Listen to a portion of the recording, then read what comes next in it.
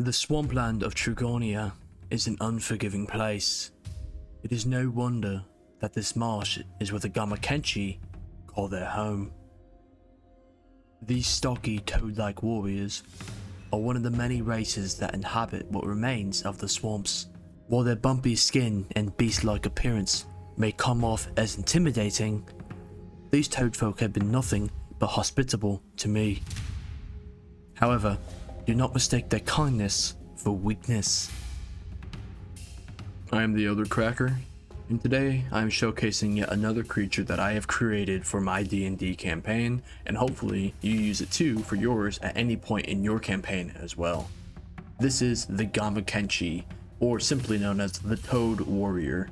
Today we're going to go through their stats, deeper lore, and how a DM can properly implement this creature to make it feel more immersive and an appropriate fit for your campaign. Let's get right into it.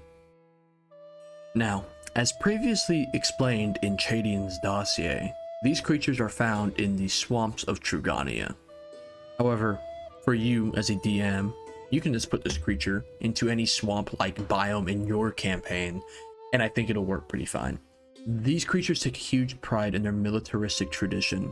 They take fighting into huge consideration when establishing prestige and hierarchy. So, of course, this creature loves to fight. Now, these creatures are not solo lone wolves. They're actually very community-based driven. As you can see in this picture here, there's a little squad of them looking out for each other.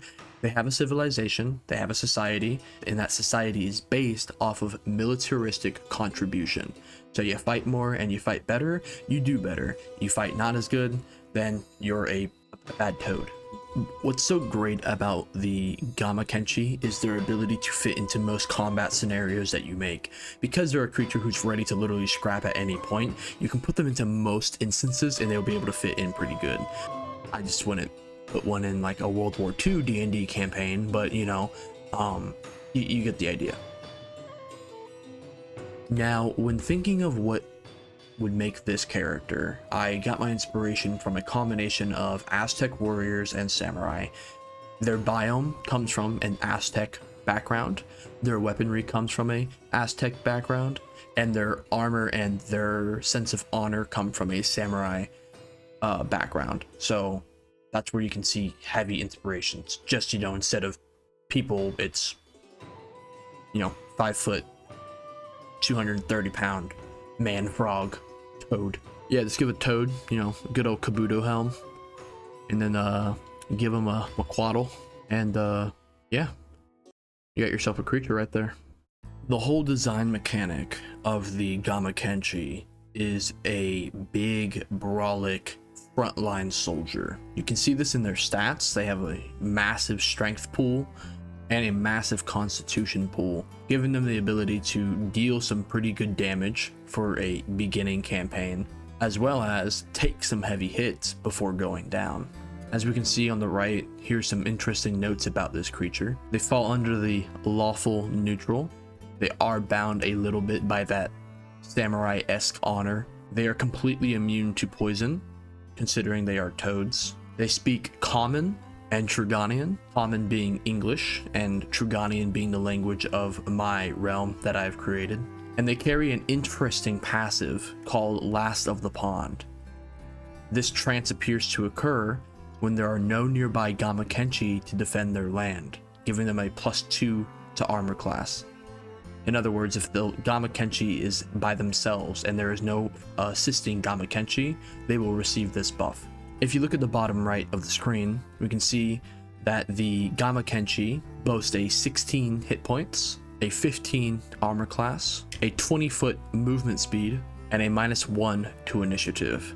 Again, I wanted to go for a more brawlic approach to this creature, so I didn't make them agile, even though they are heavily inspired by samurai. They are clunky, but they are very strong, so I decided to reflect that in their stats. Now, for their actual attacks, they have a pretty interesting approach to combat. Their first attack is Makua.